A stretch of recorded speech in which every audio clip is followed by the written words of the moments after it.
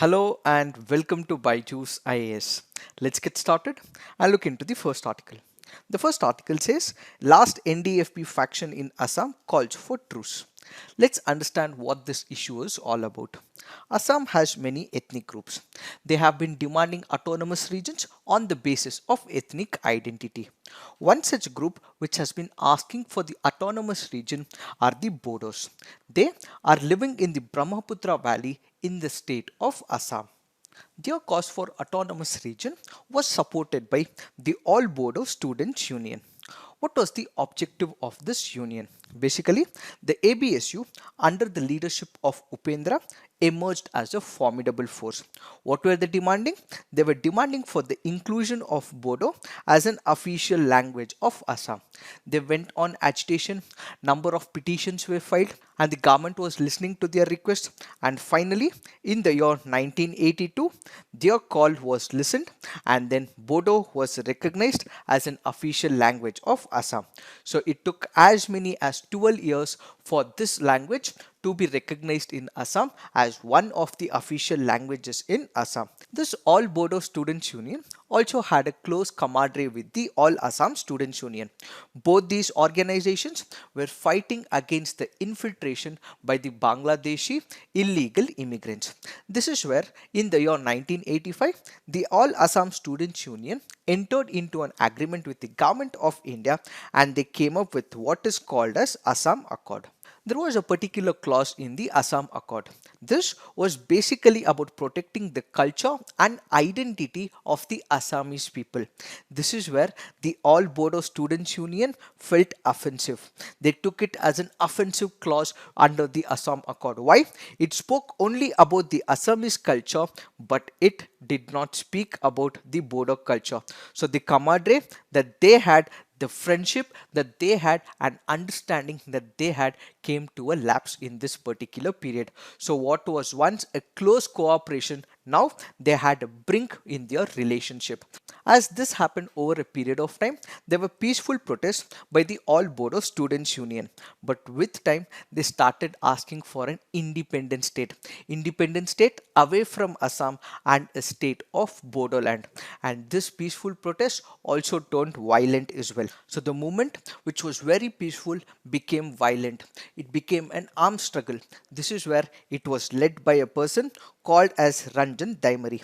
He opened an organization called as the Bodo Security Force in the year 1986.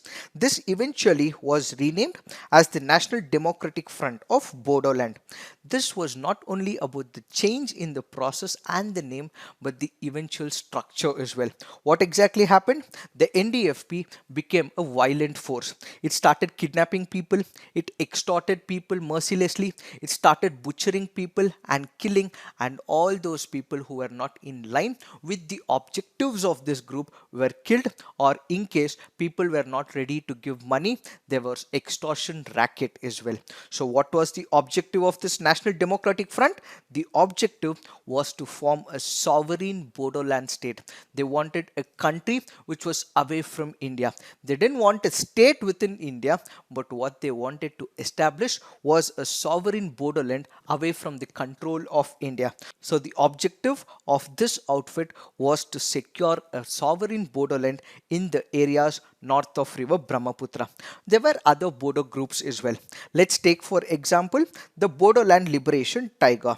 All that they were fighting was for a separate state, but this National Democratic Front of Bodoland was fighting for a sovereign Bodoland, an independent country away from India. So there was certain skirmishes and tussles with other state groups like the BLT, which were fighting for statehood and not for the sovereign country. So originally this group believed in protecting the interest of the Bodos. They wanted to ensure that all the welfare schemes are reached to the people of Bodos, but ultimately it had different objectives which started off with welfare of the people and eventually turned into the sovereign Bodoland. It also had clashes with other groups as well, and it also had a close nexus with ULFA, which happens to be the United Liberation Front of Assam, which happens to be one of those groups groups in Assam which is targeting the non-Assamese in the state of Assam. So the areas of operation of this particular group included the north and the northwest of Brahmaputra in Assam. They were planning to expand, but they were not able to get their cadre strength as well. So their restriction or the role of operation was restricted only to the Brahmaputra valley in Assam. What then happened is the operations on this particular group. They were large scale killing. They started extorting a lot of money. Many people had to succumb to their pressure.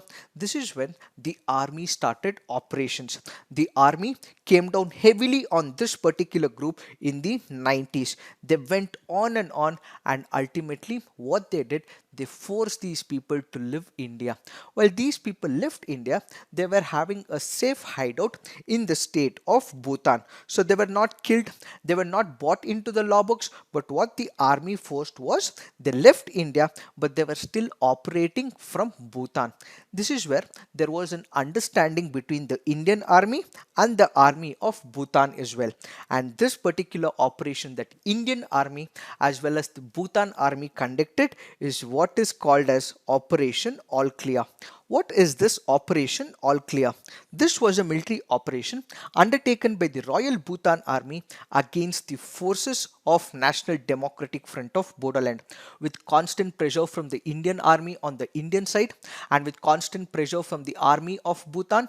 The cadre strength of this organization was depleting. It started reducing. This is when they were running out of options. Finally, in 2005, they entered into a tripartite agreement. This involved the government of India, the state government of Assam, and the NDFB forces themselves. This called for a truce deal or a peace deal between the National Front of Bodoland and the government of India and the state of Assam. Everything was peaceful until 2008. In 2008, there was a bomb blast in Guwahati. And who was the person involved? The person involved is Ranjan Daimari. This is where this particular organization of National Democratic Front of Bodoland started splitting up. It split into two organizations. One is the NDFB-P, the other is the NDFB-R. What was the basis of the split? When you look at the original organization, they had entered into a truce deal with the government of India. But in 2008, Ranjan Daimari was also a person who was involved in the bomb blast. This led to the split in the group. So one group called as the progressive group wanted to go and have a peaceful talks with the government, and that group is called as NDFB progressive. The other group which did not want to have peace talks with the government of India became NDFBR, and R here stands for Ranjan Daimari. So kindly remember, this one organization got split into two organizations. One was progressive, which wanted to have government discussions. It wanted to toe the line of the government, and the other is the NDFBR, and R here stands for Ranjan. They did not want to go with the government and they wanted to have some violent actions against the government of India. With time, Ranjan Daimari was arrested by the Bangladeshi police. The Bangladeshi police handed him to the government of India.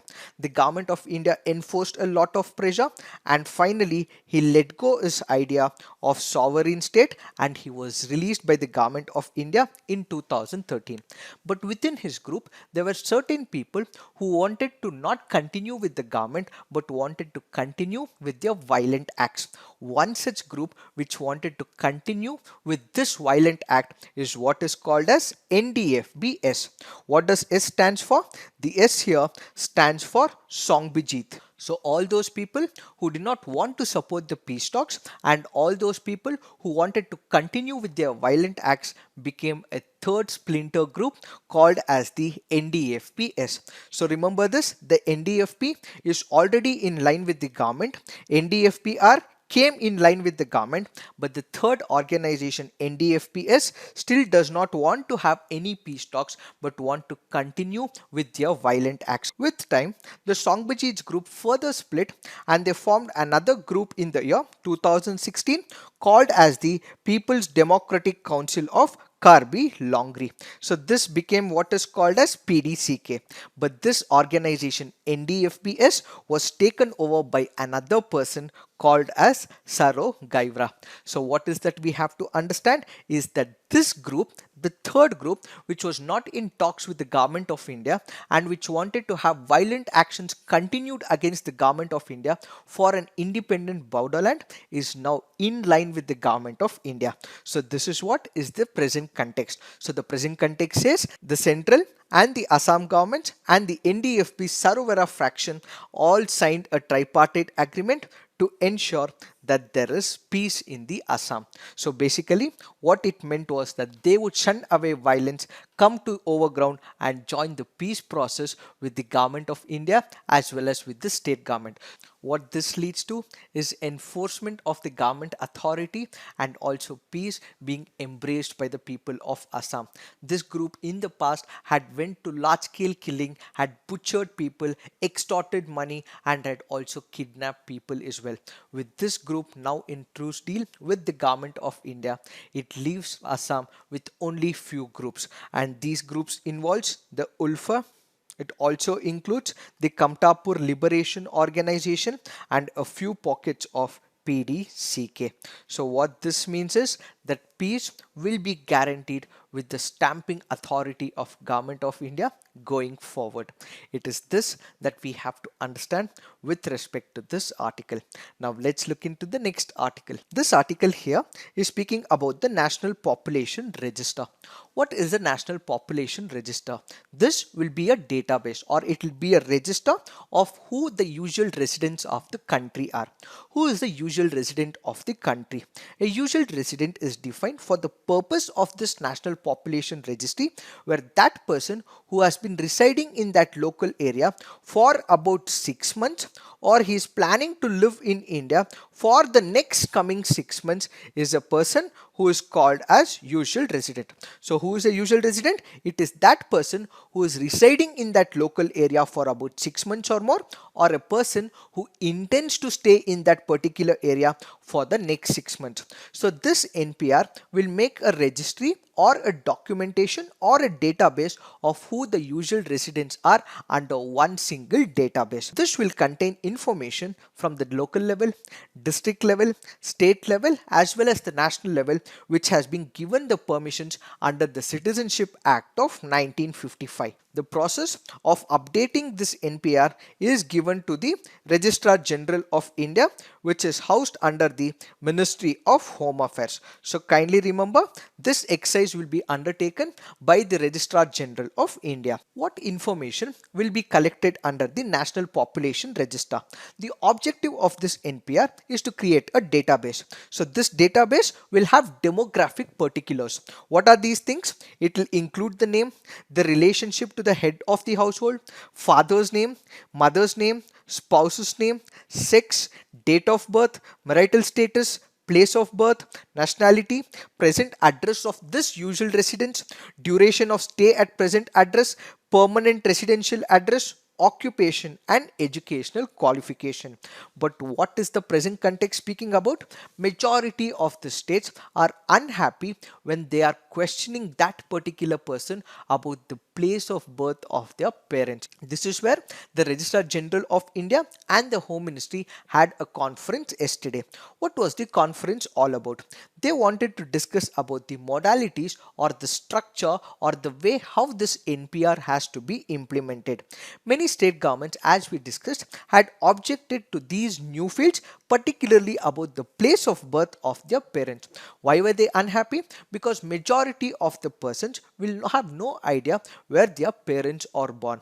Sometimes people don't even know where they are born. So majority of the states were opposing this particular question. To this, the Ministry of Home Affairs has now clarified, in case such questions are asked to the respondents need not have to reveal such information. It is not mandatory in the future, but all that it becomes is a voluntary act. Only if they know it, they can ensure that they are giving this information. If they are not aware of the place of birth of their parents, they need not have to reveal this information, is what is put across as a statement by the Ministry of Home Affairs. This is just an update, but we will have to look forward for more proceedings as well as more outlook about this National Population Register.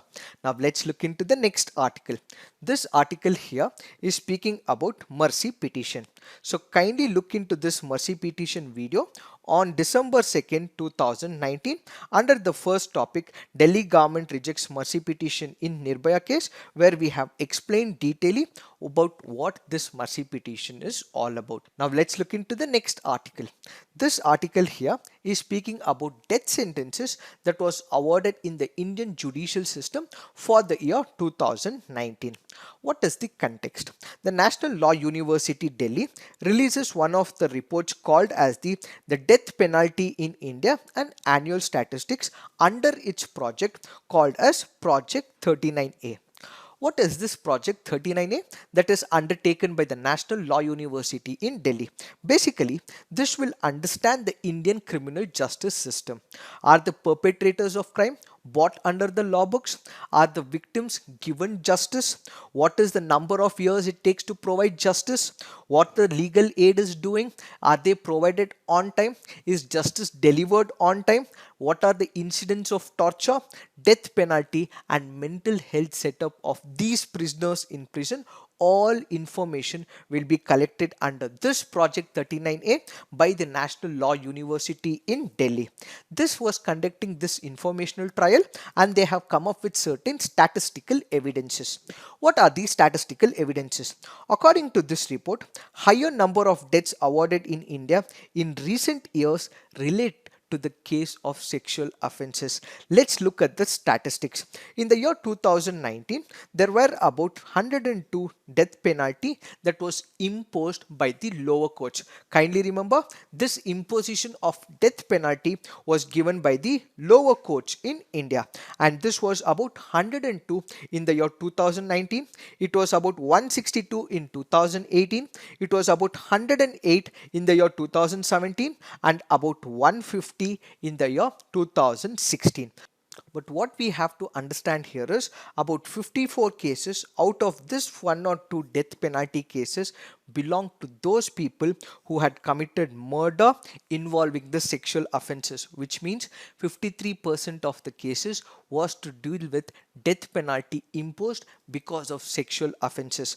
This was about 41% in the year 2018, it was about 40% in the year 2017 and it was about 18% in the year 2016. What we see is a constant increase in the number of death penalty cases imposed because of murder involving the sexual offences. This leads to another statistical evidence which shows that children were victims in 40 out of the 54 sexual violence cum murder case. When you look at the statistics, about 74% of the cases, that is about 40 cases, involved sexual offences against those children who belong to the age group of less than 12 years, and about 3 cases involved with the minors, that is from the age of 12 to 18, and about 11 cases where it involved above 18 years of age. So all these sexual offences were committed against these children who did not even know what the world is. So is this the kind of world that we have to promote for the future generation, is one of the logical questions that is being asked under this statistics. Next, we also have to look at another important statistic, and that is in the year 2019, the maximum death penalty by the lower courts was imposed in the state of Rajasthan. Holistically, for the entire India, it is about 1 or 2, and the state with highest death penalty imposition in lower courts happened to be in the state of Rajasthan. These are some of the major important statistics, but for the rest of the other statistics, all that you have to do is read through this article. Now let's look into the next article. This article here is speaking about GSAT 30. What is the context? India's telecommunication satellite GSAT 30 was launched into space into the geosynchronous transfer orbit from the center Kourou on the Ariane 5 rocket. What we now got to understand is how does this operate and what are the applications of GSAT 30. The GSAT 30 will replace the now dysfunctional INSAT 4A. The INSAT 4A, which was launched in the year 2005, will now be replaced by GSAT 30. The satellite has a mission for about 15 years. This satellite has two transponders. One is the C-band transponder, the other is the Ku-band transponder. This Ku-band will provide services to the Indian mainland and the C-band will provide services to the Gulf region, large countries of Asia as well as Australia. What is the job role of the C-band as well as the Ku-band? When it comes to satellite communication, the communication that is going from the satellite to the Earth station is called as downlink, and the communication from the Earth station to the satellite is what is called as uplink. And this downlink and uplink is provided, and this transmission of information is provided by the Ku-band as well as the C-band. Also remember, this C-band and Ku-band are mostly used for TV as well as the communication. Some of the key differences between the C as well as the Ku band is that the wavelength for reception of these signals in the C band is comparatively large. So it has a large wavelength that it has to cater to. That is why the dish is comparatively bigger when it comes to the C band and the dish is comparatively smaller when it comes to the Ku band. Why? Because the wavelengths that they cater to is comparatively bigger. And also remember, when there is rain or when there is thunderstorm, the signals get interrupted in the Ku band, but this does not get interrupted in the C band. Now that we have understood how it operates, let's look at the applications. The GSAT 30 will provide direct to home television services. It provides connectivity to the V satellites, which provide the support for working of banks, the ATMs. It helps in stock exchange. It provides television uplinking and teleport services, digital satellites news gathering, and also e-governance applications. Kindly remember all these important applications because UPSC has asked such questions in the past. Now let's look into the next article. This article here is speaking about fighting radicalization. We did discuss in our yesterday's CNA what is radicalization. We understood the meaning of radicalization. We also discussed about the steps to be taken to de-radicalize such a youth. We also spoke about way forward with respect to radicalization. What this article speaks about is with respect to statement made by Chief of Defence Staff, that is General Bipin Rawat. In the Raisina dialogue, he made one of the controversial statements. He said that there are people who are indoctrinated with radical ideology. Such people will have to be segregated, they'll have to be isolated, and they should be taken out separately, and they should also be put into de-radicalization camps. According to the Hindu and the editorial, this is a controversial step. Why? Because segregation of these type of youth from their family will further isolate them. So the more we isolate them away from their family, away from their friends, what we are doing is further alienation to such juveniles, and it can also become an illegal act. So what this editorial suggests is that what we require is not isolation of these people, but instead they should be brought into the system and they should be cleansed with your thought process. It is also not the job of the army or the security forces to undertake what is the mandate of the civilian government. This editorial says the army has no role to play when it comes to the de-radicalization. However, it is the civilian government, the civilian democracy, the civilian politicians and the administrative setup which will have to take up such an initiative, and it is not the job of the army. This is where I beg to differ. Yesterday when we discussed about the de-radicalization process, we also spoke about one of the operations called as Operation Sadbhavana. This Operation Sadbhavana was taken in the year 1998. This was taken in the rural setup of of Jammu and Kashmir, where the army was directly providing welfare schemes like education, so on and so forth. The editorial says the army should not be doing it, but I beg to differ, and many instances in the past have also shown that army is also able to contribute to the welfare of the people of India. The de-radicalization under this editorial also speaks about effective teaching, incorporation of civic duties. It also provides the curriculum and the educational setup that needs to be infused in the school curriculum. This we also discussed under our education topic, and it also speaks about the important idea of winning hearts as well as the minds, which was again discussed in our yesterday's discussion. And what it finally says is, if we have to rediscover Jammu and Kashmir and we have to pull these people away from radicalization, what we need to have is provide more attention to these people, provide the internet connectivity, and this detention of political representatives should not be taking place and should be released immediately, is what is the crux of this article. So kindly remember, the entire analysis of this radicalization and de-radicalization has been taken in our yesterday's CNA, so kindly look into it. Now let's look into the next article. This article says, one government proposes, the next disposes. We are a democracy. Voting is a political tool to keep check on the political parties. In this festival of elections, political parties will have to convince the voter to vote for a political party. If they win, they form the government, they execute the policies and programs as they had promised to the people in their manifestos. Politics also involves a lot of money, huge amount of money that they have to spend to convince the people of India. They have to travel, they have to meet the voters in person, print pamphlets, placards and banners. So this will require huge amount of money. The money might be sponsored by the supporters of the party in small numbers, or it can also be contributed by few people who also seek contracts in the future or reciprocity in the future from this political party to which they have contributed. The minute the party forms the government, all the contracts sanctioned previously are cancelled or withdrawn. Why? Because they are now awarded to the supporters of this party in power. When this is done, it leads to couple of questions and disturbances in governance. So the article here is speaking about various concerns when it comes to transfer of contract, cancel of contract, or in fact withdrawal of contract which was legally sanctioned by the government earlier, the political party earlier, but now it is withdrawn by the new political party. So what are the various concerns? Many companies, it can be Indian or it can be foreign as well. These companies invest in a particular contract in a particular region because they are expecting certain profits in a couple of years.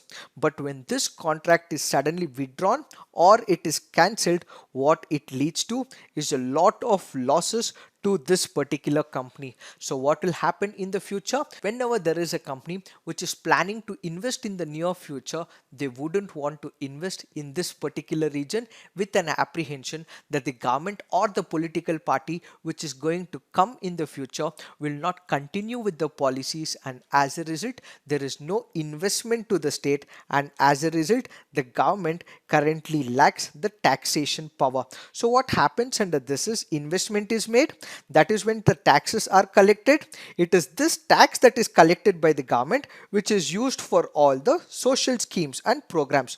With no investment made by the company or the foreign companies, how will the government enforce the tax? How will they get the money from the taxes? Where will they distribute this money to the social sector schemes is the question that is being asked by the author. Further, if more states follow the suit, the dependability of India on Indian private company investments and foreign direct investment is a questionable thing, and this will be a negative impact on the state is what is the major concern. The article further says, when there is a contract that is awarded to an Indian company or to a foreign company and it is removed or it is cancelled or withdrawn haphazardly without any sound principle, this can also give rise to some legal challenges. These legal challenges will also bring the court into picture. So what it also means is, there is lot of litigation and this leads to undue delay in the process. What this also creates a concern in the mind of the investor. He also comes to a conclusion there is no sound policy within the government of that state.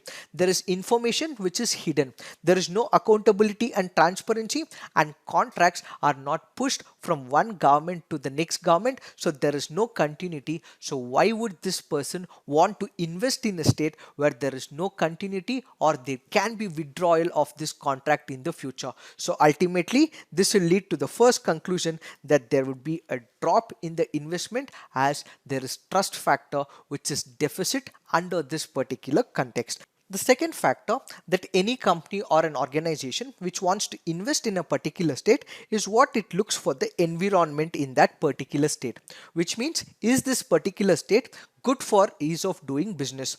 Are there number of government departments which are supporting this particular clause? Is there transparency in the system? Is the file being moved in consecutive number of days? Are there delay? Are there red tape? Is there bureaucratic impediment? All this will be looked by the investor.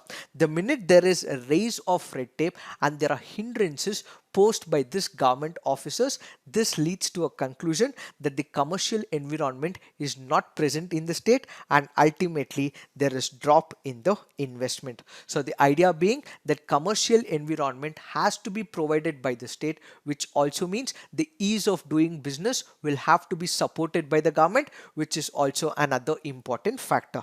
The third important factor is with respect to the Modi government administration's encouragement to the competitive federalism.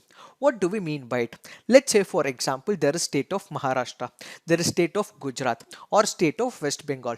All that this Modi government has been trying to do is to encourage states so that they are able to attract investments in their state.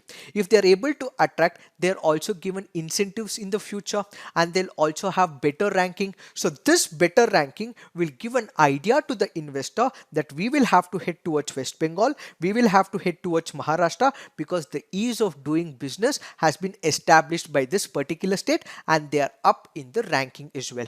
Now let's say this private organization, after looking into the ranking, heads towards West Bengal. They identify that this particular system is not supporting their private cause. This is where they start moving to a different state. One such example is with respect to the Tata Motors. So because the government was not supporting the cause of Tata Motors, this particular plant was moved from Singur in West Bengal to Sanand in Gujarat in the year 2008. So what this also means is loss to the government of West Bengal and also gain to the state of Gujarat as well.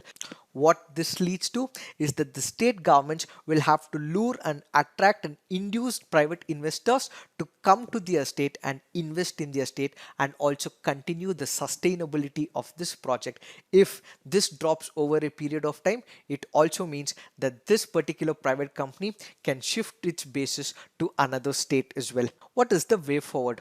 Any contract that has been awarded legally to an organization has to be sustained. If it is not sustained, what it will create is losses for the private organization, so they would not be investing in that particular state. So what we require is to create a governing rules.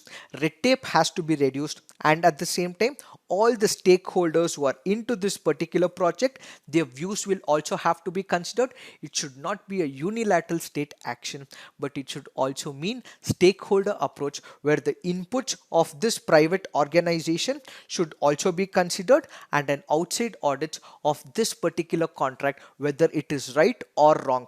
If it is wrong, why is it wrong? Is it on a sound principle? If it is not on a sound principle, all these auditing will have to be conducted by an outside authority or an audit office before cancelling the order. So you cannot haphazardly cancel an order, but an outside audit has to take place, and only on the sound principle is when you would be able to cancel this order or a contract or withdraw if it is causing harm to the general public. So all this will have to be considered. Even if one is withdrawing, it has to be based on sound evidences, empirical data, and only on all this basis That is where the state government and the central government should be supporting a withdrawal of a contract is what this article all about.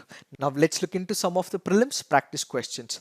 With reference to Manas National Park, it is a UNESCO Natural World Heritage Site. It is in the state of Assam. It is contiguous with the Royal Manas National Park in Bhutan. It is originated from the Manas River, which is a major tributary of Brahmaputra River, which passes through the heart of the national park. Which of the above statements are correct? The answer to this is 1, 2, 3 and 4. Why have we picked this question? Because of the reference made under this article about Manas National Park. Now let's look into the next practice question. Consider the following statements about Kathak dance. The word Kathak has been derived from the word Katha, which means a story. Shah Jahan established the Lucknow Gharana. Which of the above statements are incorrect? It is asking for the incorrect statement, so the answer to this is 2 only. Why this is wrong? Let's look into the explanation. The 19th century saw the golden age of Kathak under the patronage of Wajid Ali Shah, who happens to be the last Nawab of Oudh. It is he who established the Lucknow Gharana with a strong accent on bhava, the expression of moods and emotions, and it is not Shah Jahan. Why have we picked this up? Because of the reference given under this article. Now let's look into the next practice question. Which of the following statements about National Electric Mobility Mission Plan is correct? It has an ambitious target to achieve 6-7 million sales of hybrid and electric vehicles by the year 2020. As part of NEMMP 2020, Department for Promotion of Industry and Internal Trade formulated a scheme called as Faster Adoption and Manufacturing Electrical Vehicles in India, which is also called as FAME India.